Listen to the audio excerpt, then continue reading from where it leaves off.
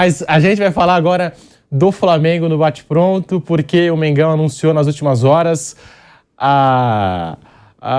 o acerto, né? O pré-contrato com o goleiro Rossi do Boca Juniors, a comitiva do Flamengo que está em Buenos Aires tratando desse negócio. O goleiro Rossi, portanto, pré-contrato, o Flamengo anunciou nas últimas horas nas redes sociais. Ele que chega no Flamengo com um vínculo até o fim de 2027.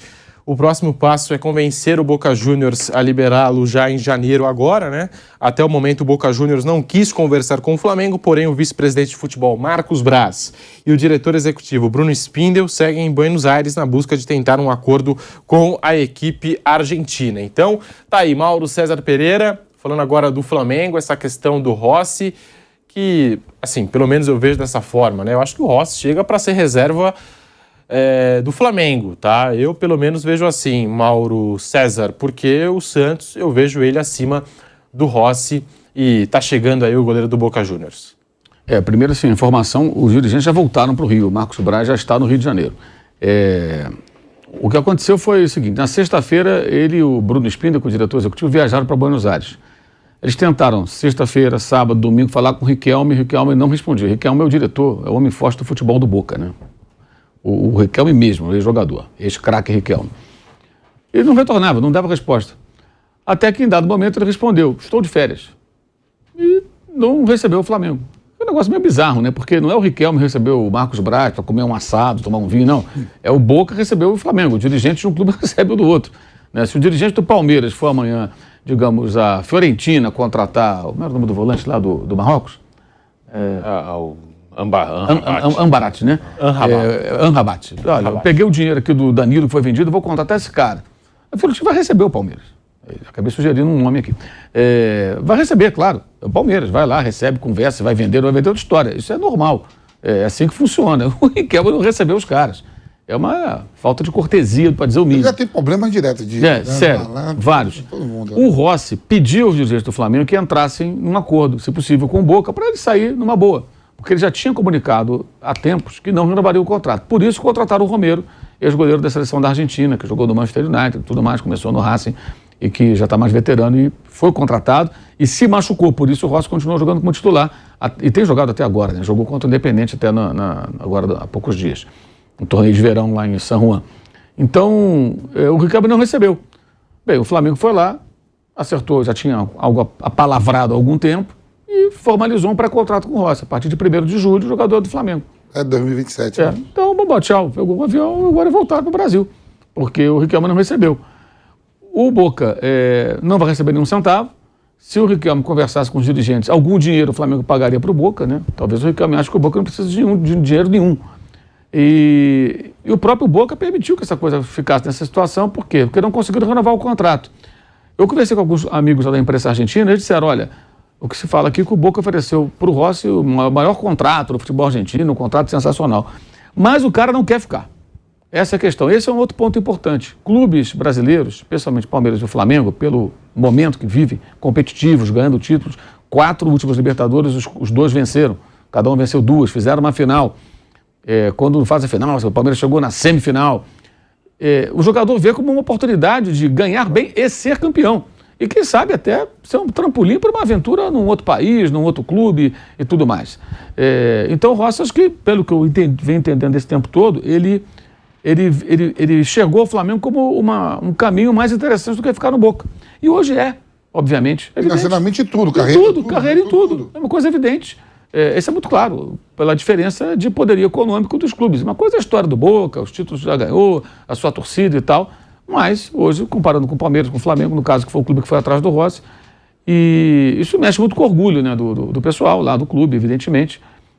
Eu acho, pelo que me falaram lá, assim, alguns colegas, que ele não joga mais no Boca. Alguns torcedores do Flamengo foram pensando, se colocar para jogar na Libertadores não tem problema, porque na outra fase você pode escrever, né? Não tem mais aquela coisa, jogou num time, não joga mais, isso zera na outra fase. Então, se jogar na fase de grupos, ele pode chegar em julho e o Flamengo pode utilizá-lo no mata-mata, desde que se classifique, evidentemente.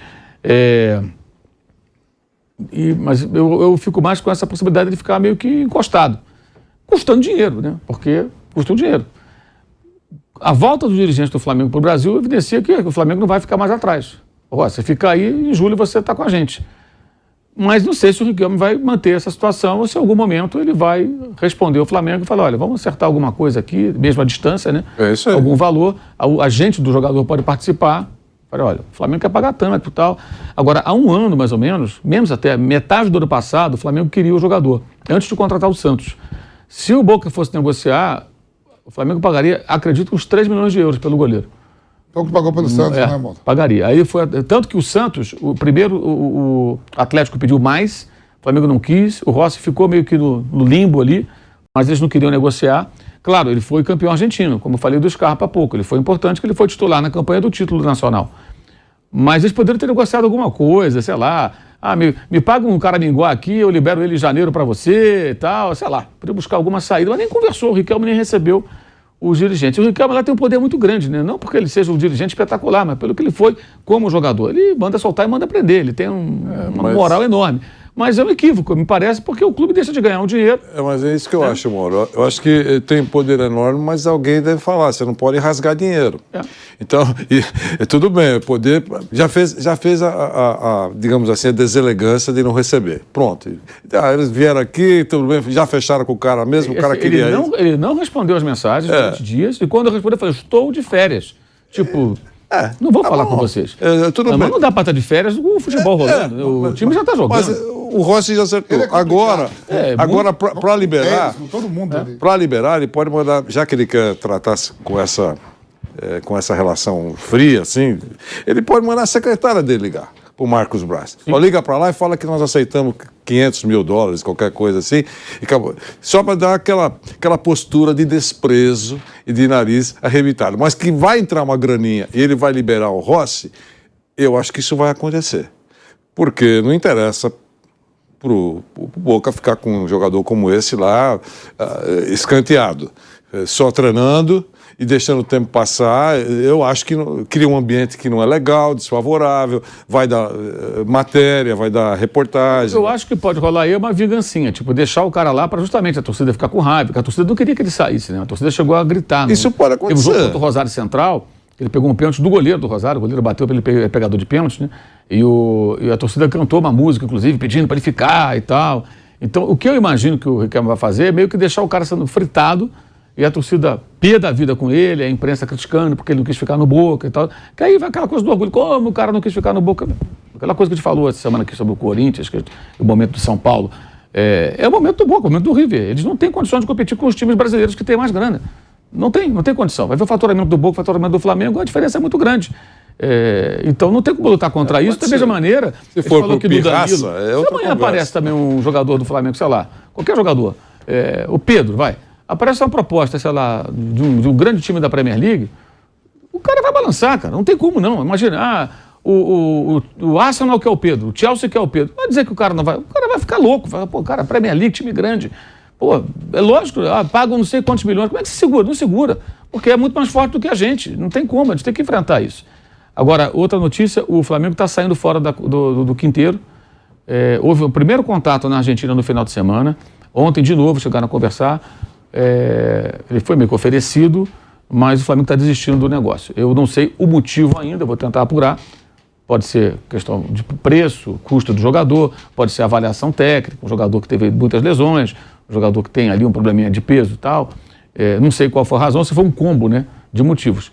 Mas o que eu soube que foi uma conversa muito cortês, ao contrário do Riquelme, com a agente do jogador, foram muito respeitosos e tal, com o pessoal do Flamengo, mas o Flamengo está saindo fora. Quando eu digo que está saindo fora, porque eu sempre fico um pé atrás. Vai que amanhã muda, né? Se for grana... Nesse momento está saindo fora. Se for por grana, amanhã o cara, olha, eu aceito um pouquinho menos, aí já não está mais saindo fora. Então, a informação de hoje, programa de informação, certo, Vanderlei? Certo. Hoje é terça-feira, né? Dia 10, correto? Dia 10. Hoje o Flamengo está saindo fora. Amanhã pode ser que não. Que nem o negócio do gesto, né? Era inviável, é muito difícil, né? Pelo que me disseram aqui, eu acho que esse saindo fora está mais para sair fora mesmo. Mas eu não ponho minha mão no fogo, porque as coisas mudam. Se for dinheiro, o cara quer ganhar X mil dólares. Não, isso a gente não vai pagar. E quer um contrato de 3 anos? Não, de jeito nenhum. Aí, de repente, bate aqui, bate ali, Júnior Barranquilla, estão especulando. Não encontra nada melhor? Pô, vamos voltar a conversar? Eu acho que eu aceito aquela sua proposta. Aí já muda de figura, vamos voltar. Então, por isso é sempre bom ter um pé atrás. Às vezes o torcedor não entende que a notícia do momento é a notícia do momento. Não é definitivo. E às vezes as coisas mudam no transcorrer dos dias ou das semanas. Então, hoje o Flamengo está se afastando do Quinteiro. Eu sei que tem mais nomes em pauta, não sei quais são esses nomes. Ou seja, pode ser que amanhã ou depois o time parta para tentar contratar um outro jogador para essa função ali de meio campo, embora eu acho até que com a chegada do Gerson essa carência não é tão grande assim.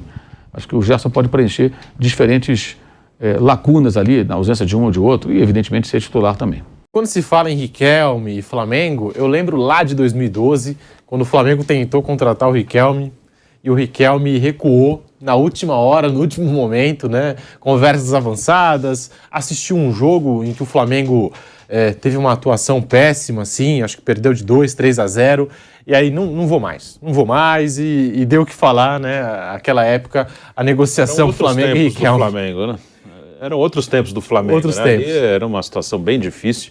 Ali era realmente, assim, igual a gente fala, né? Essas coisas que criam, vai contratar tal jogo, uma coisa, mas por quê? Assim, o cara é um time que está sem dinheiro, não tem condição, o cara não tem porquê, né? O Riquelme é o maior jogador do Boca na história? Eu acho que sim. No Boca... Conquistas, tudo, né? Mais do que o Tevez, né? Sim. Jogou muito, né? Ficou muito tempo. Ele quis voltar pro Boca, né? O Riquelme ele foi pra Europa, ele jogou no Barcelona, não foi bem. No Vila Real. Ele jogou bem, mas ele quis voltar, né? Ele sempre falou que ele queria estar aqui, que ele ficava feliz, aqui não, lá em Buenos Aires. Que ele ficava feliz no Boca, né? Aqui América do Sul. Ficava feliz no Boca, enfim, ele quis voltar. É aquele cara que nunca fez muita questão, acho que, de fazer uma carreira na Europa, ficar lá, ir pra lá e ficar... Até também na seleção argentina, apesar de ser um ótimo jogador, ele fez uma Copa só, né? Que às vezes dá a impressão que o Riquelme foi um jogador de 3, 4 Copas, não, foi uma só. Né? Sempre dá a impressão que não é um cara tão fácil assim no dia a dia. Né? Olha que na época eu joguei contra, né? Tinha ele, o Aimar e o treinador Galhardo, tudo na meia, né? O Riquelme estava no Vila Real em 2006, quando o time foi semifinalista da Liga dos Campeões, perdeu para o Arsenal. Em 2007, depois ele está de volta ao Boca, né, e ganha a Libertadores, joga uma barbaridade. Aliás, eu estava lá no Olímpico no jogo na final contra o Grêmio. Foi uma das maiores exibições que eu vi de jogador de futebol, aquela vitória do Boca em cima do Grêmio na final ali. Já tinha vencido por 2-0, né? Primeiro jogo, se não me engano. Foi 3-0. 3-0. 3-0, primeiro jogo mesmo. O Grêmio tinha que fazer 3-0 para levar para os pênaltis, a prorrogação. Acho que era pênalti naquela época, direto. Mas enfim... ele jogou uma barbaridade. Jogou uma barbaridade, assim, mas tomou conta do jogo de uma tal maneira assim que coisa rara. Ele era um jogador estupendo, mas um temperamento muito irracível, né? E teve uma questão também interessante, curiosa da época. O Maurício Macri, que depois virou presidente da República, ele se elege prefeito de Buenos Aires. O Riquelme é quase um cabo eleitoral. Ele é contratado, o Macri presidiu o Boca e ele vira o grande embaixador da campanha, da campanha eleitoral do Macri. E mais adiante, quando eles contratam o Tevez, é o mesmo mecanismo. O Daniel Angeliti era o presidente do Boca, um cara ligado ao Macri, dono de cassino lá e tal. E o Tevez volta também. Os dois voltaram ganhando muito bem, salário europeu. Que nem acontece com alguns caras que vêm da Europa para jogar aqui no Brasil, ganhando muito bem. Tem muito jogador argentino que volta ganhando bem menos. Estamos de volta à Rádio Jovem Pan. Jogou de graça. Milito ganhava cerca de 15 mil reais em 2014, quando foi campeão pelo Racing. Ele perdeu assim, abriu mão de ir para mundo árabe e tal. Ele só colocou uma condição: eu quero jogar num time minimamente competitivo. E ele comandou o time para o título. Eu estava lá no jogo da final. Verón, o Verón, vários jogadores se reuniram no News Old Boys e reconstruíram o time que foi a semifinal em 2013. Rodrigues, vários jogadores. Então tem movimentos bacanas que acontecem lá. O jogador argentino ele tem uma certa vez gratidão pelo clube e ele quer devolver. O Milito foi uma coisa... O Montiel, ele renovou com o River para não sair de graça. Ao contrário do que aconteceu com o Scarpa, que não tem a história que o Montiel tinha no River, que ele veio do Fluminense. Né? Mas ele começou no clube com 14 anos. E na época, aí tinha já interesse de times europeus, né? E ele renovou, colocou uma multa. Ele falou, não vou sair do River sem deixar um centavo. O clube me informou, estou aqui desde criança. Do cacete isso, né? O cara vai lá e faz um acordo novo, e aí o clube recebe um dinheiro e aí ele vai embora. Isso não é todo mundo, mas... Agora, no caso do Riquelme, ele ainda era muito competitivo. E o Tevez também. O Tevez era o melhor jogador da Juventus, vice-campeão europeu, jogou uma barbaridade. E eles voltam em alta. Mas voltam em alta em esforço que o clube faz para contratar o cara, mas com interesse político, né? Aí já o Macri tentando ser presidente e estava muito conectada a imagem do Boca. Tem um jogador, e isso funcionou de novo agora, naquela oportunidade. Agora eu estava vendo, esqueci o nome do jogador espanhol que fez isso agora. Jogou na Premier League, voltou pro time dele, doou 3 milhões de euros. Agora isso, não sei se foi isso acontece nos Estados Unidos com alguns empresários que se formam em determinada universidade, os caras enriquecem e com seus negócios e às vezes fazem doações, né, para aquelas instituições, viram benfeitores, né? Ou seja, eu me formei aqui eu comecei, daqui eu fiquei milionário. Isso acontece nos Estados Unidos, por exemplo. E em alguns casos, em cima da universidade, o Mauro lembrou bem, eles dão o nome da biblioteca, por exemplo. Biblioteca sobre História Universal. Então é o nome do cara que deu essa doação.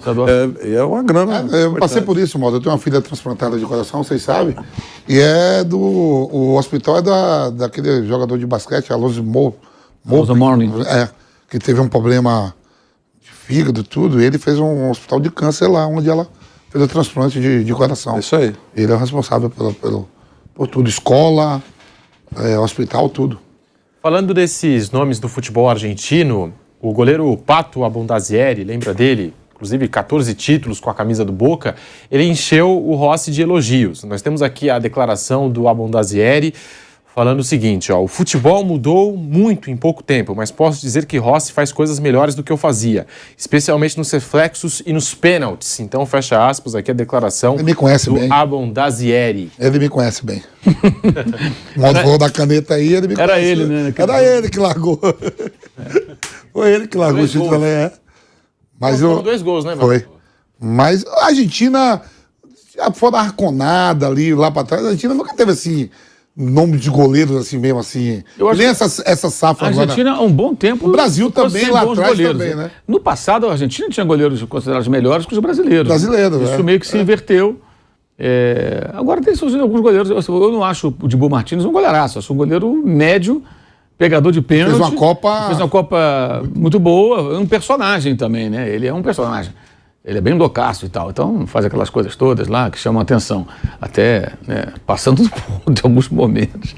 Mas ele acho que ele é um personagem, então chama muita atenção. Não acho que ele seja um goleiro tão bom. O Goicoechea era um goleiro, para mim, um frangueiro. Sim. Mas ele pegava pênalti, pô. Ele na Copa do Mundo pegando pênalti, o time do Maradona é amigo do Maradona, ainda fazia a La Noite del 10 com o Maradona, o programa do Pelé, ele era parceiro do Maradona.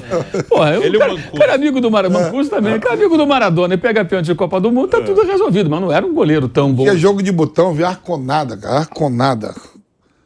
O Goicoechea e a Bondancieri jogaram no Inter, os dois aí. O Martínez colocou... Mas o Brasil também tinha essa fama também, né, Mauro? Oi? O Brasil também tinha essa fama também de não ter grandes goleiros. Sim, assim, é mais recente, você vê, os 2 goleiros do Brasil, falei do que atuou no Brasil, o Everton, atuou em times grandes na Inglaterra, né? Titulares o Ederson e o Alisson. Daquela sequência do Tafarel pra cá que começa o goleiro brasileiro aí tudo e o terceiro goleiro do Brasil poderia jogar na Premier League. Já falei isso aqui, o Everton poderia jogar na Premier League. É um goleiro que tem nível para jogar lá. Ele não é inferior a vários goleiros que estão lá. E outros que estão aqui, o Santos é bom goleiro. Eu estava vendo... Os 3 brasileiros são melhores que o goleiro da Argentina que foi campeão, os 3. Sim. Como goleiro sim, mas o personagem, pegador de pênalti, e não só pênalti, né? As 2 defesas contra a Austrália e a defesa da final. Ele fez 2 defesas incríveis e isso marca, né? Estava vendo até falando agora sobre a morte do Pelé, do Roberto Dinamite, que na Copa de 82 o Valdir Pérez ele faz antes do Brasil para a Copa. O Brasil tem uma excursão que ele pega 2 pênaltis do Brasil. Do Bright, né? E depois na estreia na Copa do Mundo ele falha, né? Sim. E aí foi marcado, eu lembro de um jogo no Maracanã, Brasil e Alemanha, o Vanderlei certamente, eu estava na arquibancada desse jogo, o Vanderlei deve ter trabalhado nesse jogo. 1-0, o gol do Júnior, o passe do Adílio, um dos raros jogos do Adílio na seleção. O Brasil ganhou da Alemanha. E o Rubens fez umas 2 ou 3 finalizações. O Valdir Pérez fez umas defesas incríveis naquele jogo. Ele não era alto, né? Ele não era um goleiro alto. Teve uma que a bola ia cair dentro do gol, ele deu um salto, espalmou, defesaça. E aí eu me lembro que o Tele, na entrevista pós-jogo, ele fala alguma coisa do tipo, vocês queriam um goleiro, aí está ele. Ali, que eu me lembro, naquele jogo, encerrou a discussão. É um jogo antes da Copa do Mundo, acho que ainda em 81. E ele pegou pênalti do Bright, nessa coisa toda, então, ele, de fato, o Valdir Pérez construiu a sua condição de titular. Ele a mereceu. Mas na Copa do Mundo ele já não foi tão feliz, né? Já no primeiro jogo ele falha e tudo, gera uma certa insegurança, aí ficou essa pecha que eu acho justa, porque ele foi um grande goleiro e ele teve realmente um desempenho muito bom. A questão é que os reservas eram o Carlos, né, que era sempre um goleiro muito controverso, era novo, e o outro era o Paulo Sérgio do Botafogo, que era um goleiro baixo, né? Eu tinha a sensação de que o Tele não confiava nos outros goleiros, sabe? Ele deixou de levar o Raul, Leão, né? Ele teve um problema com o Leão, né? o Leão, então tinha goleiros mais experientes que poderiam estar lá. E essa era a discussão da época, né? Ah, porque ele levou o Raul. O Raul tem uma história, não sei se é verdade ou lenda, que o Raul foi o primeiro goleiro que o Tele convocou na seleção, quando ele foi na seleção. O Raul não gostava de treinar. Dizem que seria por isso, não sei se isso é verdade. E o Raul sempre fala que ele não era tão assim, dedicado aos treinos e tal. Mas o Valdir Pérez aí virou essa coisa discutível por causa da atuação na Copa. Mas antes da Copa ele jogou muito, ele pegou várias grandes atuações Depois no Brasil. o Tafarel vai para a Europa e abre esse mercado todo, para Dida, para Doni, Júlio César. Diego Alves, todo mundo, não a galera. Né? E o Dibu Martínez é uma figura, né? Colocou o prêmio da Entrou, FIFA. pô. aquele O Lohri lugar lá. falou ontem do Dibu Martínez, assim, não citou o nome, que o Lohri ontem anunciou a aposentadoria da seleção francesa. Aí ele falou, não, eu sempre fui um goleiro, fiz meu trabalho, eu não precisei fazer outras coisas para ficar aparecendo. E o Rei é campeão do mundo também. né? Eles engoliram muito bem a derrota para a Argentina, né? É que ele tem essa personalidade, né? Aqui na Copa América, no Brasil, o jogo contra a Colômbia Pegou também. 3 pênaltis. Ele encheu o saco dos colombianos, ele entra na cabeça dos caras, ele consegue realmente irritar. O Valdir Pérez era muito bom nisso. Aquela final já falamos, no final de Galo. 77 contra o Atlético, ele vai, ele catimba, e ele vai lá, ele ri na cara dos caras, tipo, vai errar, vai perder, eu sei que você vai perder, tá nervoso, aquela coisa, ele fala coisa assim. E o cara, o Joãozinho Paulista, ele isolou a bola, o Márcio isolou a bola e o Atlético perdeu o título pro São Paulo. Ele foi um personagem ali. O goleiro, eu acho que assim. O Atlético perdeu invicto. Perdeu invicto o Campeonato Brasileiro, um jogo de chuva, um jogo único. Então tem isso também. Você falou do Valdir Pérez, foi até legal lembrar. O Valdir Pérez tinha esse lado também que o Dibu Martínez tem. Eu acho que é do jogo, cara. Futebol é um jogo também de guerra de nervos, de intimidação. Faz parte. Quem não souber lidar com isso, ele fala que o Tchouaméni, ele sabia que ia perder, né? Porque ele provocou o Tchouaméni, sabia que ia perder, ele bateu, raspa na trave e sai. E deu uma entrevista dizendo, o garoto se cagou todo. Ainda teve isso, né? No bom sentido. Ele ainda falou isso na entrevista. Então, mas o argentino adora esse tipo de figura.